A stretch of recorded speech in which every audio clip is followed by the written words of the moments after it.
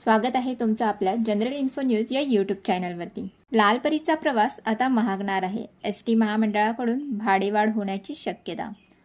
नवीन वर्षामध्ये सर्वसामान्यांच्या खिशावरती ताण येण्याची शक्यता आहे, कारण एसटीचा प्रवास महागण्याची चिन्ह आहेत। नुकत्याच झालेल्या राज्य परिवहन प्राधिकरणाच्या बैठकीत 14.95% तिकीट दरवाढीला मंजुरी मिळाली असून याबाबतची अधिकृत घोषणा लवकरच करण्यात येणार आहे।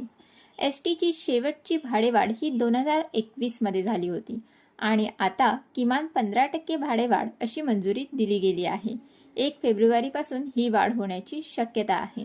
रिक्षा टॅक्सीच्या भाड्यासाठी जास्तीचे पैसे मोजावे लागण्याची शक्यता आहे, कारण रिक्षा आणि टॅक्सीच्या भाड्यात 3 रुपयांची वाढ होऊ शकते।